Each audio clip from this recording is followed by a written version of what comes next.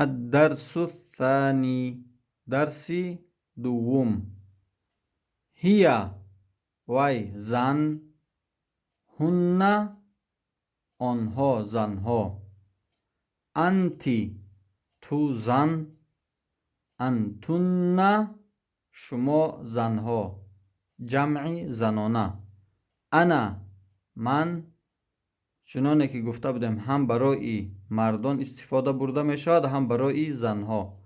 نحنو مایان زنها یا که مردها. کبیره کلان جنس زنانه. کبیرات کلانها. صغیره خرد میده. صغیرات خردها میده ها. هی کبیره وی زن کلان است. هن کبیرات آن زنها کلان هستند. انتی صغیره تو خرد هستی میده هستی. انتن صغیرات شما خرد هستید میده هستید.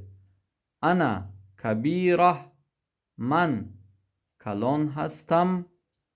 نحن کبیرات ما کلان هستیم.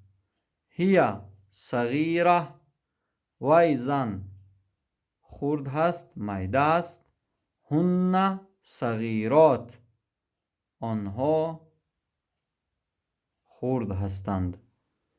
انتی کبیره تو کلان هستی.